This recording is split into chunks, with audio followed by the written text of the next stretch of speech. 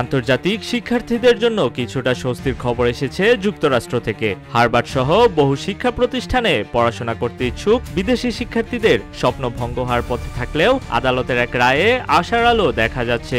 আদালতের এই পদক্ষেপ মার্কিন নীতিমালার বিরুদ্ধে শিক্ষার্থীদের লড়াইয়ে এক গুরুত্বপূর্ণ মোড় তৈরি করেছে। মার্কিন আদালত সংবিধান লঙ্ঘনের অভিযোগে ট্রাম্প প্রশাসনের একটি নীতিমালা বাতিল করেছে, যা প্রায় ৭,০০০ ভিসাধারী আন্তর্জাতিক শিক্ষার্থীকে প্রভাবিত করেছিল। শনিবার বার্তা সংস্থা রয়টার্স জানায়, শুক্রবার এক মার্কিন বিচারক হার্ভার্ড বিশ্ববিদ্যালয়ে বিদেশি শিক্ষার্থীদের ভর্তি ক্ষমতা বাতিল করার সিদ্ধান্তের উপর সাময়িক নিষেধাজ্ঞা জারি করেছেন। যদিও শহর অভিবাসন ও জাতীয় নিরাপত্তার কথা বলে ট্রাম্প প্রশাসন এই রায়ের বিরুদ্ধে আপিল করতে পারে। RICL TMX, যুগের পর যুগ স্থাপনা থাকে মজবুত।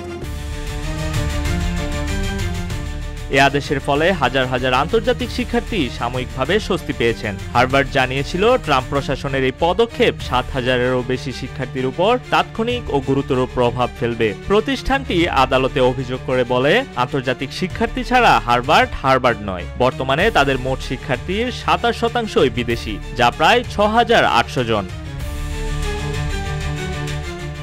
এই রায় হার্ভার্ড এবং হোয়াইট হাউসের মধ্যে চলমান দ্বন্দ্বকে আরও জটিল করেছে। ধারণা করা হচ্ছে, ট্রাম্প প্রশাসন বিশ্ববিদ্যালয়, সংবাদ মাধ্যম, আদালত সহ বিভিন্ন শিক্ষা প্রতিষ্ঠানে নিজের রাজনৈতিক লক্ষ্য বাস্তবায়ন করতে চাপ দিচ্ছে। রিপাবলিকানরা দীর্ঘদিন ধরেই অভিজাত বিশ্ববিদ্যালয়গুলোর উপর বামপন্থী পক্ষপাতের অভিযোগ করে আসছেন।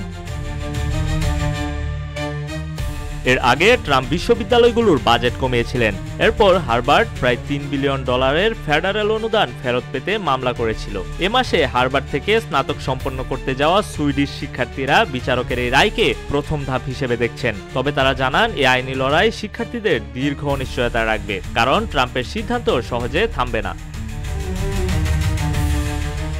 এই রায়ের মাধ্যমে বিদেশি শিক্ষার্থীরা নতুন করে সাহস পাচ্ছেন। এটি প্রমাণ করে যে আইন ও ন্যায়ের পথে থেকে যে কোনো অন্যায় সিদ্ধান্তের বিরুদ্ধে রুখে দাঁড়ানো যায়। শিক্ষার্থীদের এই সংগ্রাম ভবিষ্যতে বিশ্বজুড়ে শিক্ষা ও মানবাধিকারের জন্য একটি অনুপ্রেরণা হিসেবে কাজ করবে।